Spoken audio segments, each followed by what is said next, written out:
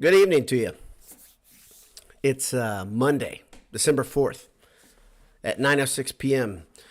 Your Purdue Boilermakers have just vanquished Fran and Sons, also known as the Iowa Hawkeyes, 87-68. Purdue improves to 8-1 on the season, and tonight they left no doubt. I'm going to talk to you guys about how they got there, what happened, what I saw, how I read it, how I interpreted the effort. But before I do that, I want to thank our friends at AJ's. Head over to AJ's on Vine next time you're on campus. Maybe you're there now, basking in the warm, glowing glow of Mackey Arena, and you're probably being kicked out by now. I'm sure you're being kicked out. Head over to AJ's, though. Adam and Jake have room for you. They've got some food. They just called me and told me that. Grab some mac and cheese bites or some pretzels and sit in front of the television, watch some basketball and football. Be a good evening. It's AJ's on Vine, eatajs.com. Also, if you need a sweatshirt or a t-shirt, I know who you should call. I know where you should go. You should go to homefieldapparel.com. Head over to Homefield, grab your favorite thing virtually, sweatshirt, t-shirt. They have a deal right now. I think it's buy one, get one 50% off of a staff pick during basketball season. I think it's a lot of the retro stuff. Throw that in your cart. At the end of it, I'm not sure how the deals jibe, but at the end of it, enter Boiled23 at checkout. Get 15% off your first purchase. That's Homefield Apparel. Good folks. Great stuff. Great stuff. Well, tonight, Purdue was licking their wounds that were inflicted by the mighty Northwestern Wildcats just recently. Northwestern knocked Purdue out of the number one perch yet again. Purdue left in a position where had a bad taste in their mouth. Nothing like what I'm drinking. Delicious taste here. Had a bad taste in their mouth. There's no doubt, though. And you want to see a team that is filled with veterans who have been down this road, come out motivated, come out ready to go. I mean, it's not necessarily a formula for guaranteed success that a team's motivated that next game. Sometimes people come out flat because of a bit of a hangover. Not today for your Boilermakers. It was an incredible effort all the way across the board. Saw some awesome stuff. Saw Zach Edey just not – there was no equal to him. Obviously, that happens a lot on the court, but nobody was close to him. He looked like like Superman. I think he only played for 25 minutes. Lance Jones, who didn't play great, didn't have a bunch of opportunity versus Northwestern due to foul trouble. He played incredibly well. He played like a kid in the backyard. He was, I think he hit a big three and he kind of skipped or jumped away after the three. Had another play, taking the ball out of bounds on the baseline, threw it like you do when you're playing against your friends and they fall asleep. He threw it against the numbers on the back of an Iowa player, grabbed the self pass and laid it in. He had a period of time to start the second half where I think it's 8 or 10 straight points by himself, and Purdue was shutting Iowa out at that time. Interesting stat sent to me by one of our friends at Iowa. Iowa had 24 points at the half. Purdue scored 24 points in the first 6 minutes and 30 seconds of the second half. That says it all. The game was literally out of reach. There was no way Iowa was going to come back when Purdue was at full strength, and Purdue had all their starters out, I think, by the 8 or 9 minute mark in the second half. Maybe it was, that's wrong. Jones went out like 6.5 minutes, something like that, 6 something. But many of the starters were done at that 10-minute mark. Purdue didn't need to keep them in there. I mean, I saw lots of things before even looking at the stats, I can tell you some of the things that were noteworthy or fun to watch. Some of the great things to see was TKR playing a brand of basketball that I think you want to see him playing, which is it's all predicated on his energy level, right? Him crashing the glass. Purdue's team was all over the boards, and the stats are not going to tell you the story about how good Purdue played, how much they dominated, simply because they called off the dogs so early. Matt Painter handled this with absolute class because Purdue could have beaten them by 40 points, it felt like. Not only was Purdue playing well, but they really broke Iowa's spirit, it felt like. I mean, Iowa started making really boneheaded plays, just throwing it to their bench after nothing was working for them on offense. And Painter handled it with class, took a much higher road than I would have. But probably why I'm not a college coach.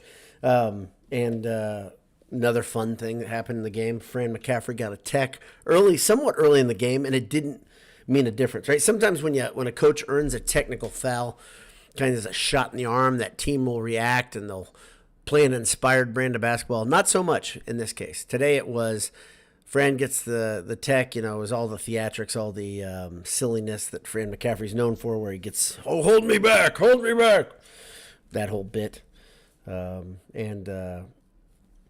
He gets the tech. Didn't matter. I was kind of hoping he'd get tossed, but he really, it was all a bit. I said on that Fran meter he was only to about a 6 because he looked mad, but he didn't. We've seen Fran where it looks like his head's going to pop off. It definitely wasn't one of those. Although I'm sure he was frustrated. Purdue had 2 or 3 possessions, definitely 2 possessions in a row, where they got 3 3-pointers shot and would make the last one of the 3, obviously. But that is back-breakingly frustrating for another coach to watch a team just continue to grab offensive boards and to extend a possession like that. We've been there as Purdue fans, but not that might didn't happen too much. But Purdue absolutely dominated on the glass. Let's look at the stats together, if we will. Like I said, Purdue wins 87-68. Purdue is now 8-1 on the season. If you weren't paying attention to the polls, Purdue dropped from 1 to 4. Like I said on Twitter, that's a really, really fair, very generous ranking for Purdue to only drop to 4. And I know other teams lost, but Purdue lost to, I think, the worst team of the teams that lost, that were in the top 5. I really don't care about anybody else, to tell you the truth, about who's ranked where. So I can't really tell you who's. I think, well, actually, that's wrong. Arizona's number 1, and Purdue gets to play Arizona, which is fun. Let's go through these stats real quick. Kaufman Wren had 10 points. Edey 25 points, 12 rebounds, 3 assists, 3 blocks in 25 minutes of play. That's, as you say, efficient. 24 minutes, I believe, not 25. I don't have it on this sheet. I read it someplace else. Lawyer, 12 points. Solid game. He was 2 for 4 from 3. Lance Jones, like I said, had a great time, had a fun game. 17 points, 2 assists, 2 steals in 17 minutes. Let me double check that. I'm going to make sure I'm right on that because I'm not sure about that. 18 minutes. There we go. So Edey played 24 minutes. Jones played 18 minutes. First played 18 minutes. Morton played a lot. He played 25 minutes, so no Purdue played over 25 minutes. Braden Smith played 25 minutes. In his 25 minutes, he had just 2 points, so wasn't looking for a shot really at all. He is 1 for 4 from the field. He had 6 rebounds, 8 assists, and quite a different night from the other night, just 1 turnover. Very solid, steady, high effort. Like I said, everybody had high effort. Gillis was playing really well before he rolled his ankle. I don't think he came back in after that. That was at about the 13-minute mark in the second half. Rolled it just during a back pedal, went over Edey's foot. I actually broke my ankle that way, not in a back pedal. I went for a rebound because I'm short, and I landed on somebody's foot, and I cracked my ankle, broke it, fractured it. So whenever I see somebody do that, I don't know if you have this reaction to anything. When I see that type of injury, I can feel it, and it makes me a little sick at my stomach. So I think Gillis will be fine because he's a lot tougher guy than me. But he rolled it pretty severely. It's no fun to see that. Like I said, Kaufman Wren, 23 minutes. Heidi played for 14 minutes. Let's see, who else? Waddell got in for a minute. Berg got in for a minute. I think he did not score. And I think that's it. I think I went over everybody. Pretty quick box score to read. Pretty easy to read that type of effort. But it's great to see. It's great to see Purdue react that way. I watched Sleepers today, the guys on YouTube, and they he picked Purdue. He thought Purdue would win by 25. Well, he was wrong. Purdue only wins by 19, but the reason they win by 19, of course, because Matty just caught the dogs off. He was extremely merciful. Let's see what you guys have to say about it. Mohill 93 says, "Boiler up." Good to see you, Mohill. Ben Cotton, hello from the drive home from Mackey. What a fun night. Yep. Ben, I believe, is a full season ticket holder. And I got to tell you, that's I've been a full season ticket holder. I'm not now. I don't know if it's because I'm old. I appreciate Ben's effort. I appreciate all you guys who go there. But honestly, in the winter, it is hard to get to every game. So Ben's a beast. Boiler Bro 82 says BTFU. Ed Albanese. Great game. Wish we would have brought it against Northwestern. Yeah, it's one of those things you gotta. I said this last year a lot, and I'll say it now. Is you don't really know how much a loss is worth until you look at it over a month later, right? You see what did that loss do to that team. Losses aren't always bad. I think losing to Northwestern was bad because the fact that they had gotten beaten by Northwestern the previous year in a similar situation. That's what bothered me so much. And the fact that they could not stop one guy over and over and over from making a difference. They couldn't stop their guards. Let's be real honest. It wasn't just Bowie, but Bowie was the catalyst that made everything go. And but that was frustrating. If you came here for an uplifting post game, I apologize to that after the Northwestern game. It's not always going to be that way with me.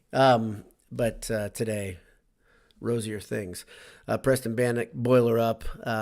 Ed Albanese says, boys, can't wait. I'm going to the game against Bama. That's awesome. That's great. That'll be a fun one. That's up in Toronto, right, Ed? I think that's the game in Toronto. So you got Indy and Arizona and Indy, pardon me, and then Alabama and Toronto.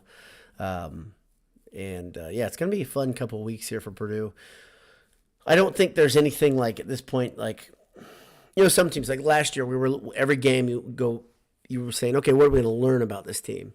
I think we know what we know about this team. I think the big thing I guess if we're going to learn anything, it's what are they learning? What are they getting better at? What are they doing? I keep saying, look for mid-January, early February to what this team looks like. Are they gassed?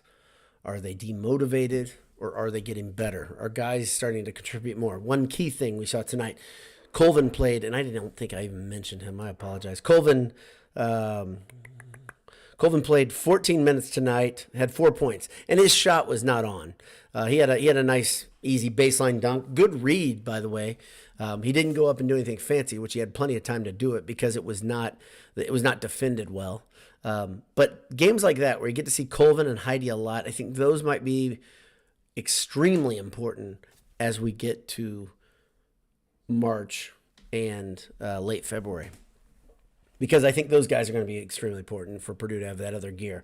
Obviously, Jones, the ability to slice up a defense and change pace like he did tonight and play with a speed and abandon that a lot of other teams will have a hard time matching, especially down the stretch. That's a big deal. But I don't know if I said this to you guys. I thought of this.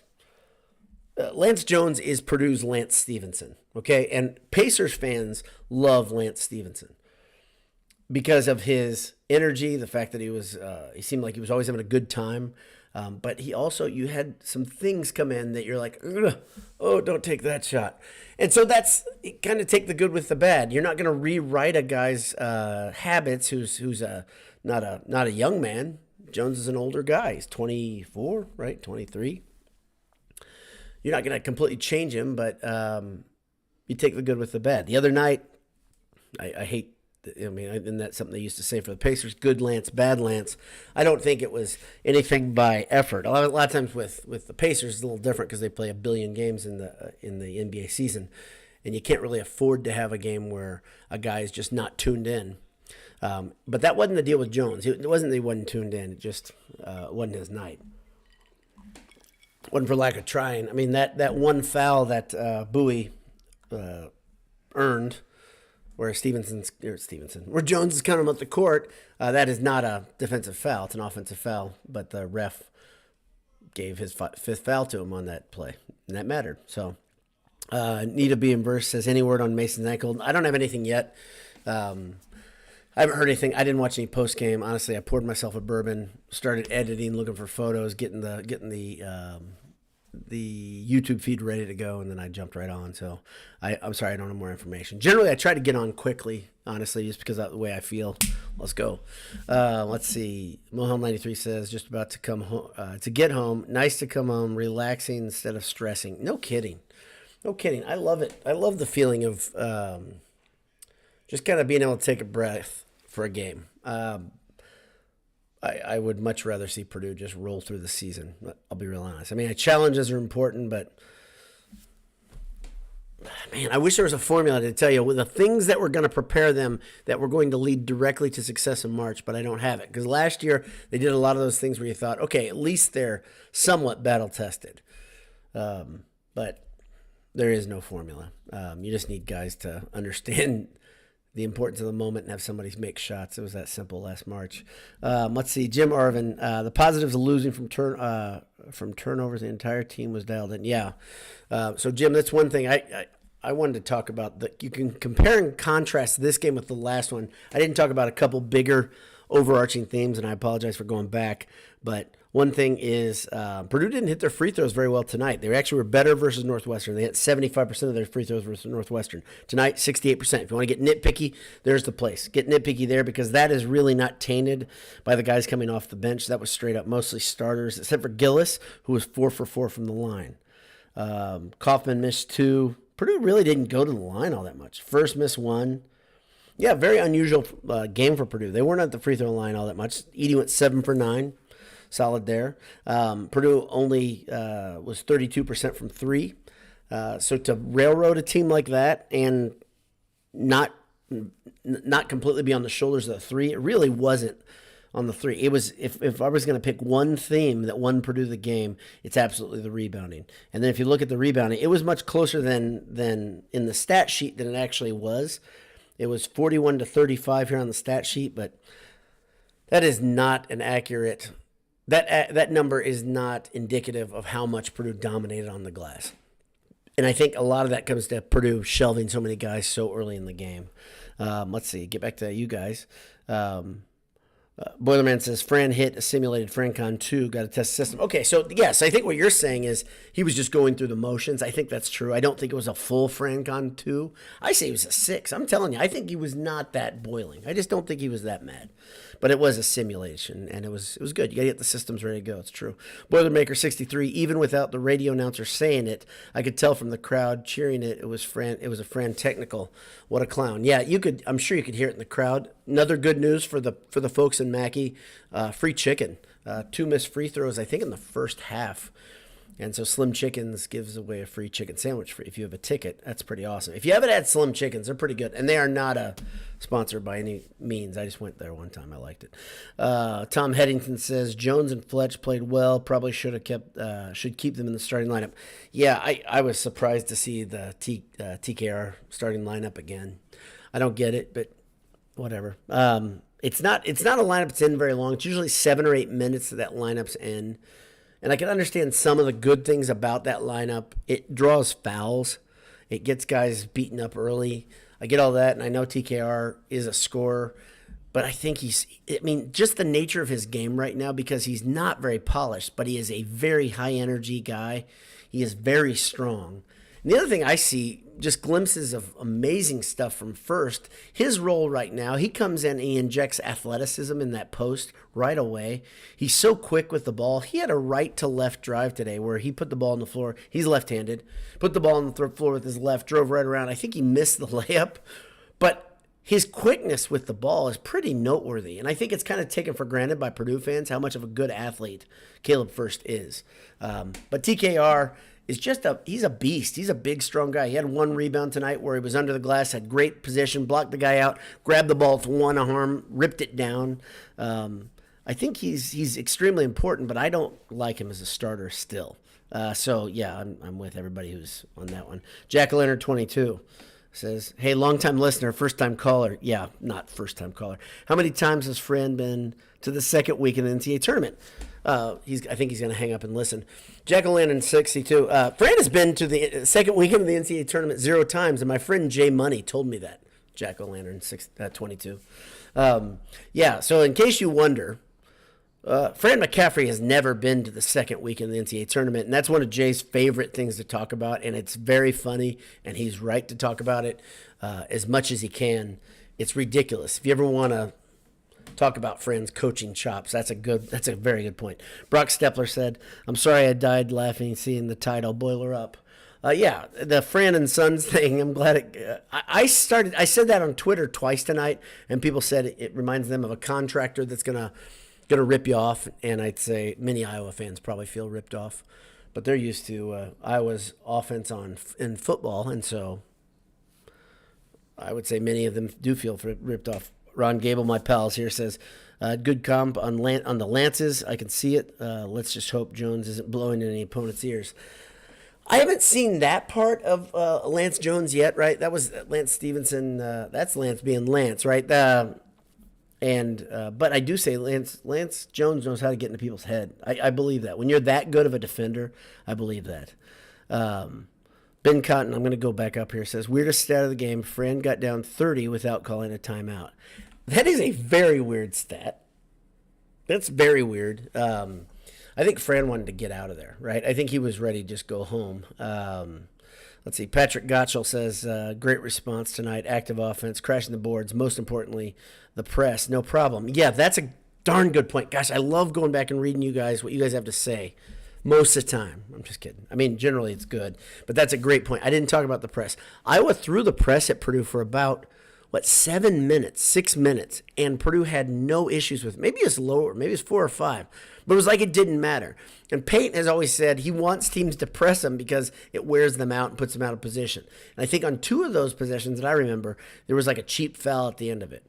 If you handle the press well, which Purdue handled it brilliantly tonight, and if you've watched Purdue and Iowa a long time, you know that's not always the case. Purdue handled Iowa's press with no problem. It didn't bring Iowa back in the game. In fact, I think Purdue's lead grew during that period. Pretty awesome the way Purdue handled themselves all together tonight. Ted Berkey. Usually Ted's first. I don't know what he's doing way down here. Ted Berkey, how long will that clown stay at Iowa? I think he'll stay as long as he wants to.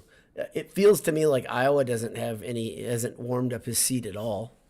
So, what? I mean, they beat Purdue in the Big Ten Championship in the tournament. Was that 2 years ago? So you keep doing that every couple of years, beat Purdue in the Big Ten tournament, and you get to stay as long as you can and lose in the first week in the NCAA tournament. John Harrell says, last year Purdue, number 3, beat Iowa 87-73.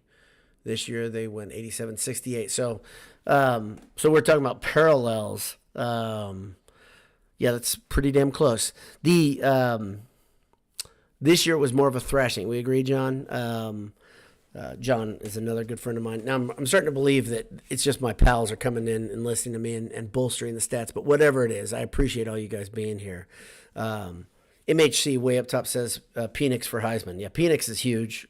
He's the biggest story, if you ask me, in college football. Let's see. Mr. Matt, DSM, I can expect good things here. I haven't even read this. Let's see how this goes. Fran has nothing to worry about. Iowa fans only care about women's basketball. Yeah, they've got a very good shooting guard, right? Is that what she is? I don't know. I don't follow women's basketball all that closely. So, well, I do appreciate everyone tuning in. I appreciate Purdue absolutely kicking Iowa's ass more than that. I'll be real honest. I just love games like that, and I love evenings like this. Once again, Purdue has improved to 8-1 after beating Iowa 87-68. Thanks to everybody for tuning in. Thanks to Home Field Apparel. Thanks to AJ's. Thank you again for listening or watching. Do appreciate it. Hammer down. God bless you. We'll see you soon.